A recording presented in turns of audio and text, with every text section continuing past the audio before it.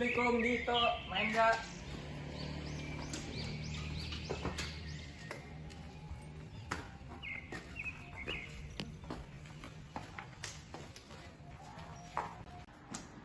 Tok, ayo ngopi.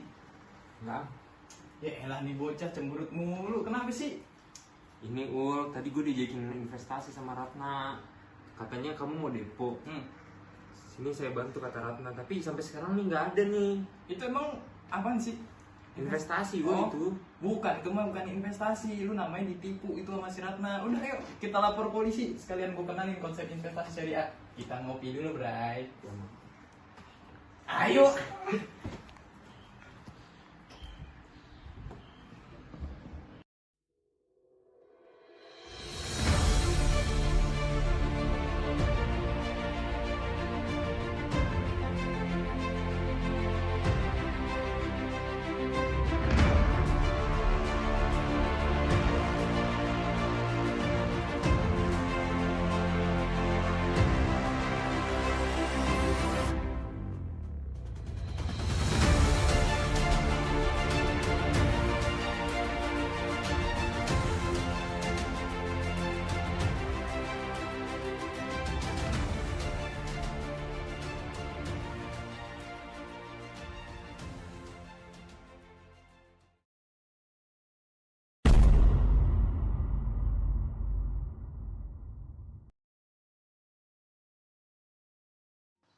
Assalamualaikum warahmatullahi wabarakatuh. Perkenalkan teman-teman, saya Ahmad Nona Husain dengan NIM 2010-116038.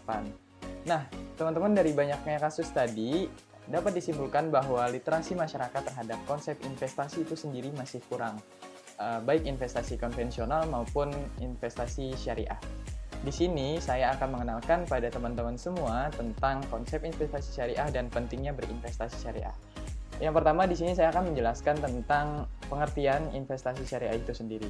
Investasi syariah adalah investasi yang dilakukan berdasarkan syariat Islam, di mana sektor pasar modal yang dituju bermain di produk halal. Jadi, dana investor di sini nanti tidak ditempatkan di perusahaan yang menjual makanan non-halal seperti daging babi ataupun makanan non-halal yang lainnya. Terus yang kemudian juga minuman keras, rokok, dan sejenisnya.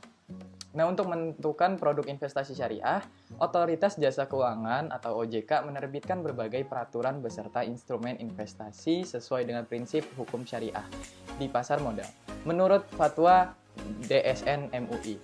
Nah, sejauh ini DSN MUI itu telah mengeluarkan sekurang-kurangnya 29 fatwa yang berhubungan dengan investasi syariah. Meskipun fatwa ini sifatnya tidak terikat, akan tetapi pada praktiknya fatwa DSN MUI ini adalah salah satu-satunya rujukan dalam mengembangkan pasar modal syariah di Indonesia. Di sini saya akan menyebutkan 3 contoh fatwa DSN MUI yang menjadi dasar pengembangan investasi syariah. Yang pertama, Fatwa DSN MUI nomor 20 tahun 2001, yaitu tentang pedoman pelaksanaan investasi untuk reksadana syariah.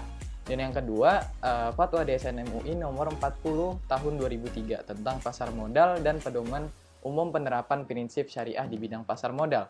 Dan yang ketiga, ada Fatwa DSN MUI nomor 80 tahun 2011 tentang penerapan prinsip syariah dalam mekanisme perdagangan efek bersifat ekuitas di pasar reguler bursa efek. Nah, teman-teman, dari penjelasan saya sebelumnya, itu menandakan bahwa adanya dukungan dari pemerintah ataupun pihak lainnya nih untuk investasi syariah. Nah, selanjutnya di sini saya akan menjelaskan tentang landasan hukum investasi syariah yang terdapat dalam Al-Quran dan juga hadis Nabi. Dalam surah At-Taubah ayat 34, potongan surah At-Taubah ayat 34 dijelaskan bahwa dan orang-orang yang menyimpan emas dan perak dan tidak menafkahkannya pada jalan Allah, maka beritahukanlah kepada mereka bahwa mereka akan mendapat siksa yang pedih. Nah, pada di ayat di atas, Allah Subhanahu wa Ta'ala mengecam kepada seseorang yang menyimpan uang dalam tanda kutip itu tidur, akan mendapat siksaan yang pedih. Hal ini dikarenakan berbagai sumber daya yang diberikan oleh Allah Subhanahu wa Ta'ala itu dimaksudkan untuk digunakan bagi kemanfaatan seseorang atau dalam batas-batas yang diizinkan oleh Islam, maupun bagi kemanfaatan orang lain. Oleh karena itu, dalam Islam dianjurkan agar sebagian harta kita itu dapat disedekahkan dalam bentuk zakat, infak, dan pembayaran lainnya, atau diinvestasikan agar harta kita itu dapat bermanfaat juga untuk orang lain. Nah, hadis Nabi juga mendukung tentang investasi ini. Nabi SAW secara eksplisit memuji usaha dan investasi produktif dengan mengatakan, siapapun orang Islam yang menanam sebatang pohon atau menanami sebidang lahan di mana burung, manusia, atau binatang memakannya, perbuatan itu akan dihitung sebagai sedekah. Nah, jadi teman-teman, dari hadis Nabi ini ataupun ayat Al-Quran tadi menandakan bahwa Islam itu membolehkan kita semua untuk berinvestasi, yang tentunya itu harus sejalan dengan syariat-syariat Islam. Selanjutnya, di sini tujuan dari investasi syariah.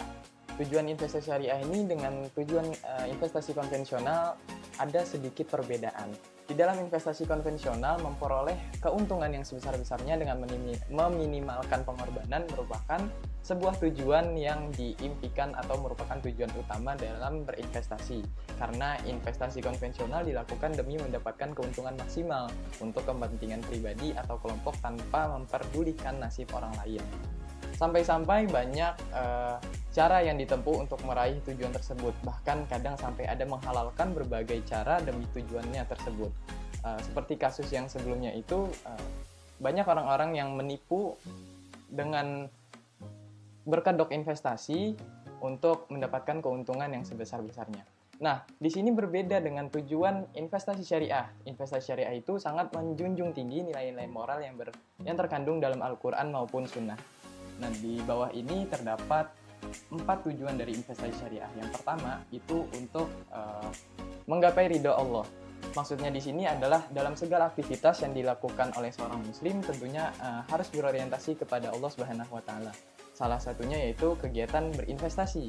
Dalam hal ini seorang muslim tidak boleh berinvestasi pada usaha yang di dalamnya mengandung riba dan kemaksiatan yang dapat merusak umat. Karena itu tentunya akan memunculkan murkanya Allah Subhanahu wa taala. Oleh karena itu, investasi syariah di sini hadir bagi seorang muslim yang ingin berinvestasi sesuai dengan syariat Islam. Kemudian tujuan yang kedua yaitu untuk memperoleh keuntungan yang halal. Memperoleh keuntungan merupakan tujuan dari semua kegiatan ekonomi. Ini hal wajar ya untuk sebuah kegiatan ekonomi untuk memperoleh keuntungan. Lain halnya dengan seorang muslim, ia tidak hanya menginginkan sekedar keuntungan, tapi keuntungan itu sendiri harus halal. Karena kehalalan menjadi unsur penting dalam cara mendapatkan atau pemilikan harta dalam Islam. Harta yang halal akan membuat pemiliknya merasa tenang lahir dan batin dalam beribadah kepada Allah Subhanahu wa taala. Sebaliknya, harta yang haram itu akan menurunkan iman seseorang untuk beribadah kepada Allah Subhanahu wa taala. Kemudian tujuan yang ketiga yaitu untuk tolong-menolong. Seseorang yang menginvestasikan dananya selain bertujuan untuk mendapatkan keuntungan yang halal, juga secara tidak langsung ia telah membantu orang lain. Di samping itu berinvestasi lebih baik daripada uang yang ada tidak dimanfaatkan sama sekali atau dana menganggur. Hal demikian dapat merusak perekonomian dan menyebabkan harta hanya berpusat pada orang-orang tertentu saja. Padahal jelas-jelas pada ayat At-Taubah tadi, surah At-Taubah tadi ayat 34, Allah melarang hal demikian. Investasi ini dapat dikatakan pendistribusian kekayaan secara tidak langsung karena dapat memperbaharui alat-alat produksi, juga membuka kesempatan kerja bagi orang banyak, yang berakibat pada peningkatan pendapatan dan artinya terjadi pemerataan atau keadilan ekonomi. Nah, setelah mengetahui konsep investasi syariah itu apa, di sini saya akan mengenalkan kepada teman-teman semua apa saja sih instrumen investasi syariah itu. Yang pertama, ada deposito syariah. Deposito syariah ini adalah investasi yang dilakukan pada bank syariah dengan menambahkan simpanan dalam bentuk dana tunai untuk jangka waktu 1 bulan, 3 bulan, 12 bulan dengan nisbah tertentu. Nah, skema yang digunakan dalam deposito ini adalah skema mudorobah, yang dimana nasabah atau deposan, dalam hal ini perusahaan asuransi, tidak bertindak sebagai sohibul mal dan bank itu bertindak sebagai mudorib. Akad mudharabah ini mensyaratkan adanya tenggang waktu antara penyorotan dengan penarikan agar dana itu diputarkan. Kemudian yang kedua instrumennya ada obligasi syariah. Obligasi syariah adalah surat utang yang mempunyai maturity date atau jatuh tempo lebih dari 1 tahun.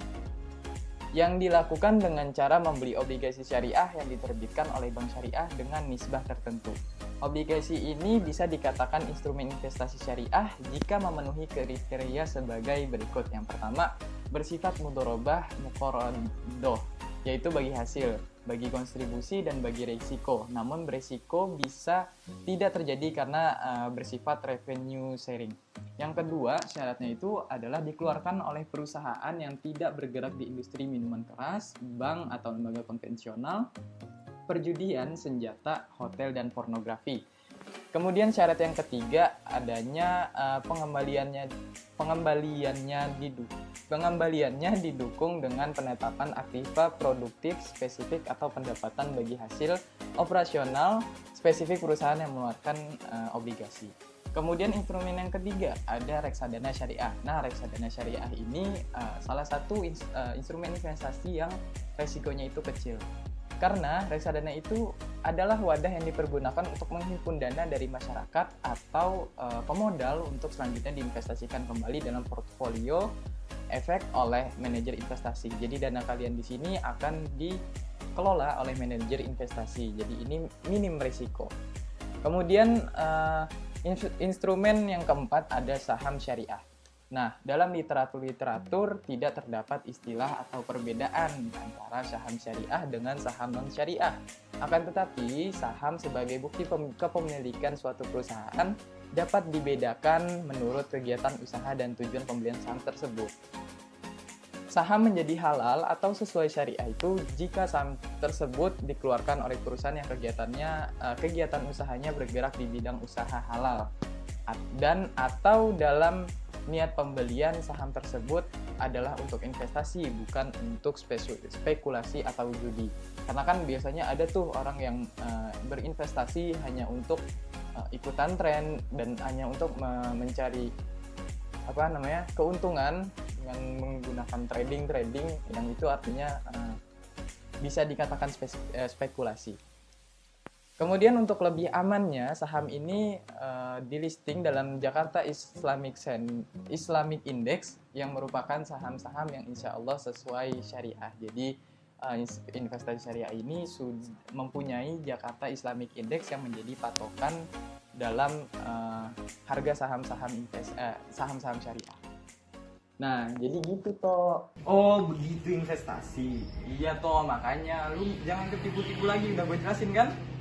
Ya udah, gue balik ya. Ya, tapi Ul, Ratna siapa?